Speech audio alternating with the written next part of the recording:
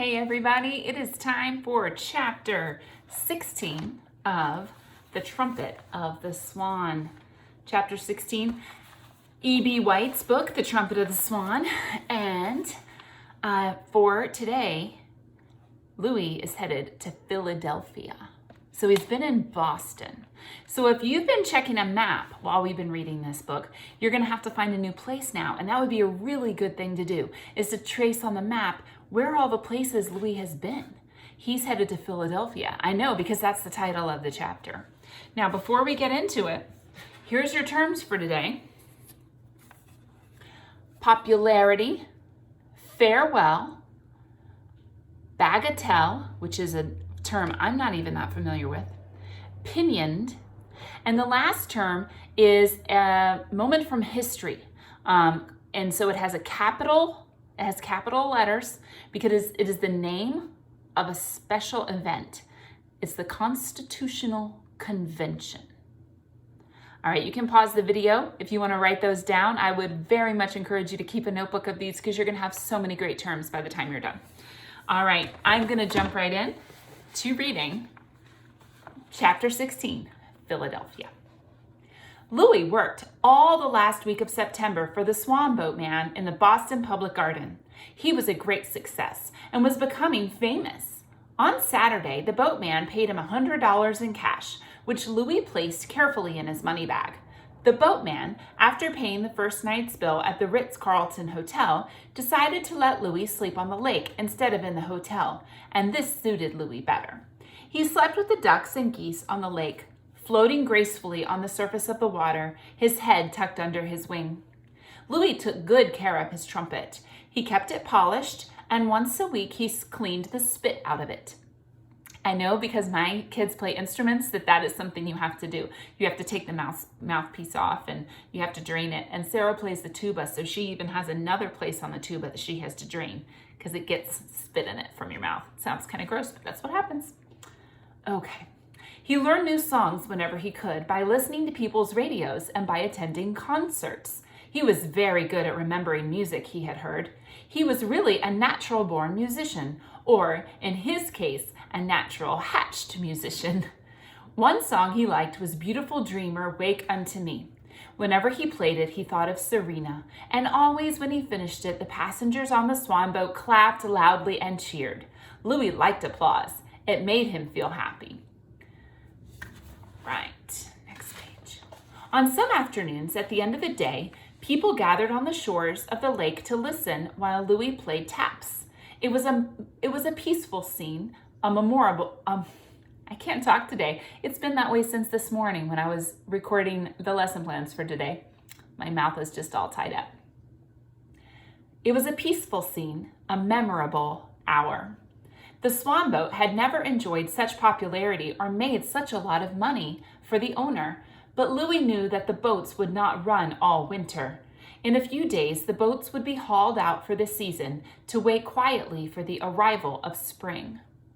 Now, at the beginning of the chapter, it said that it was late September, which we know is in fall, in autumn. And then he's talking about how the boats won't run in the winter.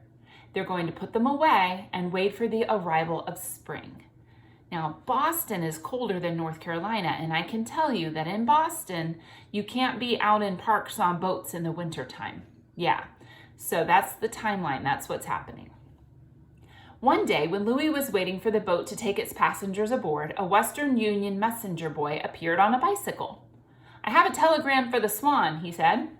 The boatman seemed surprised, but he took the telegram and handed it to Louis, who opened it promptly.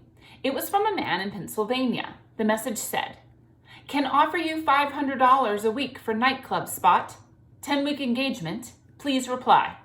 Signed, Abe Lucky Lucas, Hotel Nemo. Louis did some quick figuring. $500 a week for 10 weeks? That was $5,000. $5,000 would easily pay his father's debt to the music store. He took his slate and wrote, "Offer accepted. Arrive tomorrow. Meet me at Bird Lake in the zoo. Splashdown will be at 4:52 p.m. Hope this will be a convenient time for you." Louis showed the message to the Western Union boy, who copied it on a telegraph blank. "Send it collect," wrote Louis. Now, you're going to look up. Oh, I didn't put it on there. I wonder why. I'm surprised I didn't put telegraph on your terms. But this was written in 1970 and telegraphs were still being used in this story. Today, we would probably just send a text or maybe an email. But that's what they're doing. All right, let's keep going. The messenger nodded and rowed away. Louis stepped back into the water. The boat's lines were cast off, and Louis led the way. He knew it was his last appearance with the Swan boat, and he felt a little sad. It was a warm, quiet Sunday afternoon, the last Sunday in September. Louis played all his favorite tunes: Lazy River, Beautiful Dreamer, Oh, Ever in the Greening Spring, Now the Day is Over, and then, as the boat neared the dock, he raised his trumpet and blew taps. The last note echoed from the walls of the Ritz and lingered over the public garden. It was a sad farewell. For the people of Boston, it meant the end of summer. For the boatman, it meant the end of the best week of business he had ever had. And for Louis, it meant the end of another chapter in his adventurous life, out in the big world, trying to earn enough money to get his father and himself out of debt. Louis slept peacefully that night, being careful that his money bag was safe. Next day, he flew to Philadelphia to keep his appointment with Mr. Lucas, the man who had sent the telegram. Louis had no trouble finding Philadelphia. Almost anybody can find Philadelphia who tries. Louis simply rose into the air with all his things around his neck, and when he was about 1,000 feet high, he followed the railroad tracks to Providence, New London, New Haven, Bridgeport, Stamford, Coscob, Greenwich, Portchester, Rye, Mamaroneck, New Rochelle, Pelham, Mount Vernon, and the Bronx. I can tell you, I know a couple of those. And when they said the Bronx, now he's getting close to New York City, Manhattan. When he saw the Empire State Building, definitely New York City, he veered off to the right, crossed the Hudson River, and followed the railroad tracks to Newark and Trenton, those are in New Jersey, and points south. At 4:30, he reached the Schuylkill River. Just beyond, he spied the Philadelphia Zoo. Bird Lake looked very attractive from the air. It was crowded with waterfowl of all kinds. Ducks and geese mostly. Louis thought he also saw 2 or 3 other swans. He circled, picked an open spot. At exactly 4:52, he splashed down. His trumpet banged against his slate knocked against his metal rapped against his chalk pencil, and his chalk pencil on its string wound itself around his money bag. All in all, the splashdown caused quite a commotion. The ducks and geese were not expecting anything like this to happen. A big white trumpeter swan dropping down out of the sky, loaded with personal possessions around his neck. Louis paid no attention to the other birds. He had a date to keep. He saw a man leaning on the wide railing in front of the birdhouse. The man was dressed in a purple suit and wore a Tyrolean hat. His face looked shrewd and wise, as though he knew a great many things, many of them not worth knowing. That must be Abe Lucky Lucas, thought Louis. He swam quickly over. "Coho!" he said through his trumpet. "My pleasure," replied Mr. Lucas. "You are right on time. The splashdown was sensational. Welcome to the Philadelphia Zoo, which crawls with rare mammals, birds, reptiles, amphibians, and fishes, including sharks, rays, and other fish-like vertebrates. Watch out for wild animals. This place is replete with them. Snakes, zebras, monkeys, elephants, lions, tigers, wolves, foxes, bears, hippos, rhinos, woodchucks, skunks, hawks, and owls. I seldom come here. My work confines me to the throbbing heart of the city among the money changers. I am under great pressure from my work. How was your trip from Boston?" "Smooth," wrote Louis on a slate. "I made good time." "What about my job?" "A happy question," replied Mr. Lucas. "The job will start on October 15th. The contract has been finalized. Your place of employment is a nightclub of great renown across the river. A place of high fashion and low prices, a jumpy joint. You will be called upon to make appearances each evening except Sunday and play your trumpet for the happy customers. Once in a while, you can join in a jazz group. Louis the Swan on trumpet. The pay is very good. My spirits are lifted by thinking about the pay. Wealth and happiness are around the corner for Louis the Swan and Lucky Lucas the Great of Heart. My agent's fee is 10%, a mere bagatelle. How do I get to the nightclub? Asked Louis, who only understood about half of what Mr. Lucas had said. In a taxi, replied Mr. Lucas.